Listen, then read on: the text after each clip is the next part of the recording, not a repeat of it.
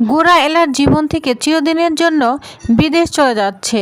কিন্তু অন্যদিকে গোরা তখনই শুনতে পায় বিক্রমের সঙ্গে বিয়ে ঠিক হয়ে গিয়েছে এলার। যা শুনে প্রচণ্ড রেগে যায় গোরা। হ্যাঁ প্রিয়বার, 70 দেখা যাবে। সম্পূর্ণ জানতে পেরে একটি লাইক দিয়ে চ্যানেলটি সাবস্ক্রাইব করে পুরো ভিডিওটি দেখতে থাকুন। গল্পের শুরুতেই দেখা যায় এক ভয়ঙ্কর পরিস্থিতি।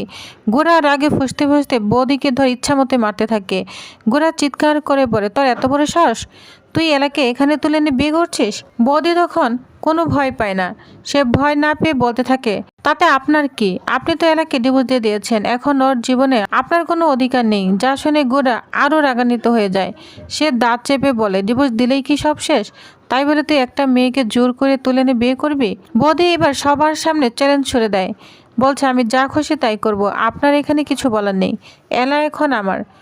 ঠিক তখনই এলা দুর্বল গলায় বলে, মিস্টার সেন, আপনি কিচ্ছু করবেন না, পুলিশকে খবর দিন, আইন যা করবে সেটাই। পুরোহিত তখন বলতে থাকে, হ্যাঁ বাবা, ওকে পুলিশের হাতে তুলে দাও।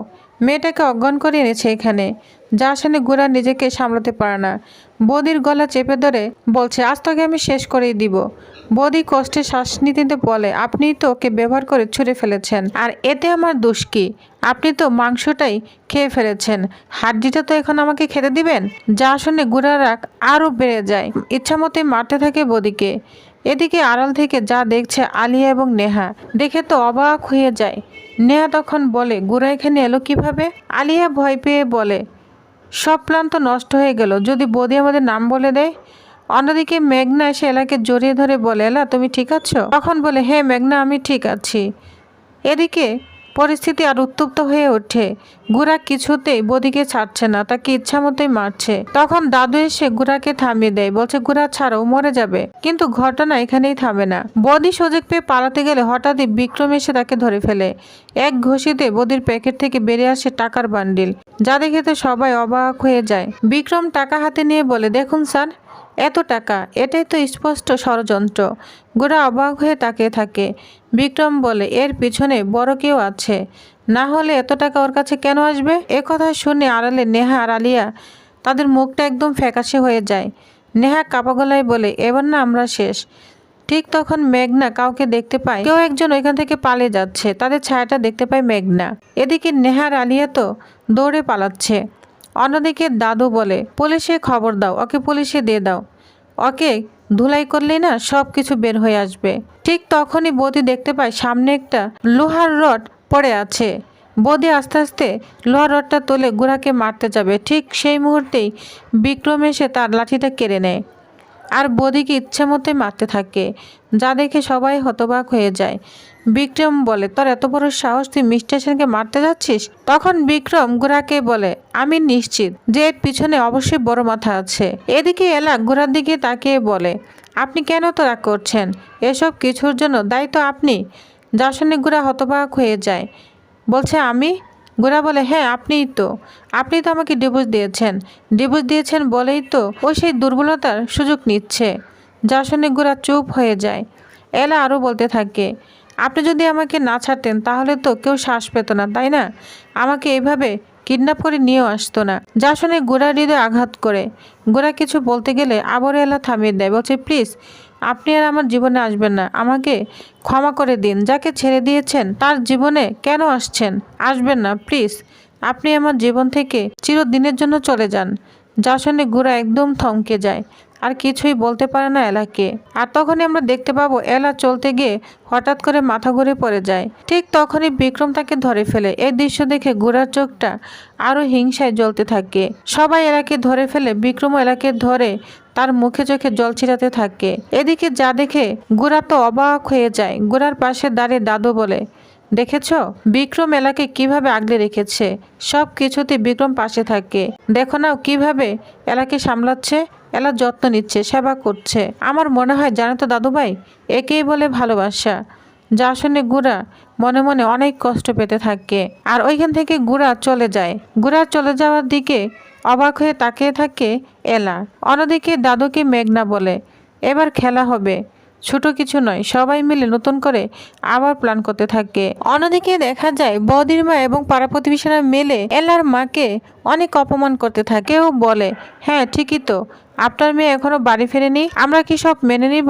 অন্যজন বলতে থাকে, এই এলাকার এমন মেয়ে থাকলে না আমাদের ঘরে মেরে নষ্ট হয়ে যাবে। এই অপমানজনক কথাগুলো বাতাসে ছড়িয়ে পড়ে। এদিকে হৈমন্তী সরলাকে শান্ত করার চেষ্টা করছে, বলছে দিদি তুমি একটু থামো, কিন্তু কেউ কারো কথাই শুনছে না। ঠিক তখনই বিক্রম বৌদিকে টেনে নিয়ে আসে, তার চোখে আগুন। সে বলে এই ধরনের অমানুষদের পারে থাকার কোনো অধিকার নেই। এই বলে সে বৌদিকে ধাক্কা মেরে ফেলে দেয়। বৌদির মা ছুটে এসে কান্না করতে করতে বলে, বাবা তোর এই অবস্থা কে করেছে বল। বিক্রম তখন বলে, আপনার ছেলে আজ কি করতে গিয়েছিল জানেন? ঠিক তখনই মীরা সামনে এসে দাঁড়ায়। সে স্পষ্টভাবে বলে, আপনার ছেলে আমার দিদিকে অজ্ঞান করে তুলে নিয়ে জোর করে বিয়ে করতে চেয়েছিল। যা শুনে সবাই অবাক হয়ে যায়, বৌদির মতো হতবাক হয়ে যায়। বিক্রম বলতে থাকে, শুধু আপনার ছেলে নয়, আপনিও দোষী। ডিভোর্স হয়ে বাড়িতে এসেছে বলে মেয়েটা খারাপ হয়ে গেল। তখন যা শুনে পাড়ার সবাই তো শুনে অবাক হয়ে যায়। তখন এলা সামনে চলে আসে। এলা এসে বলে, আমার ডিভোর্স হয়েছে বলে আমি খারাপ হয়ে গিয়েছি? যা শুনে সবাই চুপ হয়ে যায়। এলা আবার বলতে থাকে, মেয়েরা চাকরি করলে দেরিতে বাড়ি ফেলে তারা খারাপ হয়ে যায়?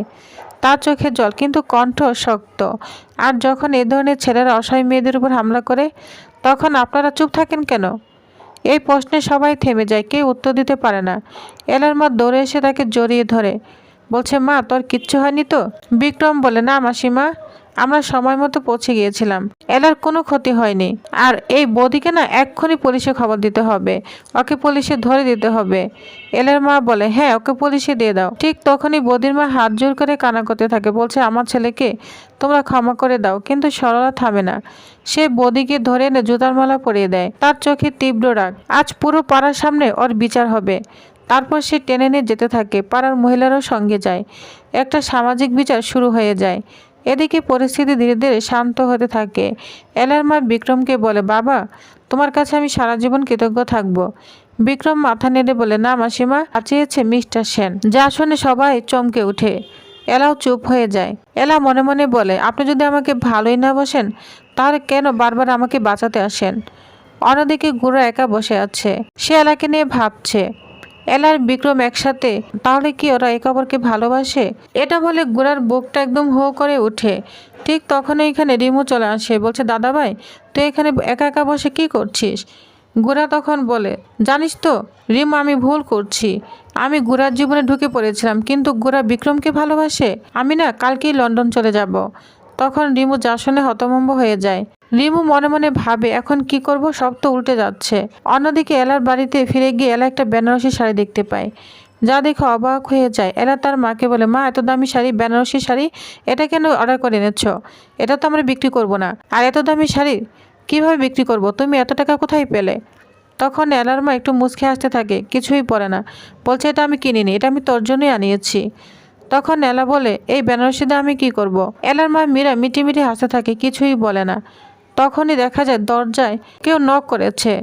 এলা দরজা খুলে দেখে দাদু, মেঘনা সবাই চলে এসেছে। ওদেরকে দেখে মেঘনা তো অনেক খুশি হয়ে যায়, দাদুকে প্রণাম করতে থাকে। তখন সবাই ভিতরে আসলে এলা তাদের সবাইকে বসতে দেয়। দাদু এলাকে বলে, এলা মা, তোর মনে আছে আমি একদিন তোকে বলেছিলাম, তোকে কথা দিয়েছিলাম? তখন এরা কিছুই মনে করতে পারে না। মেঘনা বলে, ঠিক আছে, আমি তোমাকে মনে করে দিচ্ছি। দাদু তোমাকে বলেছিল দাদাভাই যখন তোমাকে ভালোই বাসে না, তাহলে তোমাকে আবার বিয়ে দিবে। যা শুনে এলার মুখ তো পুরাই ফ্যাকাশে হয়ে যায়। গুড়ার বাবা বলে, আমি তোমাকে মেয়ের মতোই মনে করি মা, কারণ আমিও চাই তোমার জীবনটা সুন্দর করে গুছিয়ে উঠুক। এলার মা সম্মতি দেয়, বলে, আমিও চাই আমার মেয়ের জীবনটা আবার সুন্দর হয়ে উঠুক। তখন এলা বলে, আমি চাই না, আমি বিয়ে করব না, বুঝতে পেরেছ? যা শুনে সবাই অবাক হয়ে যায়। অন্যদিকে এলা পাড়ার সবাইকে নিয়ে মাঠের মধ্যে ব্যায়াম শিখাচ্ছে। সবাইকে নিয়ে হাসি গানে সে খুব ভালো আছে। এটা আড়াল থেকে গুড়া দেখছে। গুড়া দেখে বলে, এলা, আমি না আপনার জীবন থেকে চিরদিনের জন্য চলে যাচ্ছি, আমি লন্ডন চলে যাচ্ছি। তখনই পাড়ার কেউ একজন বলতে থাকে, জানিস তো এলার না আবার বিয়ে হতে চলেছে। যা শুনে চমকে যায় গুড়া, বলছে, কি বলছে? সত্যি কি এলা বিক্রমকে বিয়ে করতে চলেছে? এটা বলে গুড়া খুব কষ্ট পেতে থাকে। তো ভিউয়ার্স, তারা নেক্সট আকর্ষণীয় পর্বে আর কি হতে চলেছে তো জানতে অবশ্যই আমার সাথেই থাকুন। ধন্যবাদ।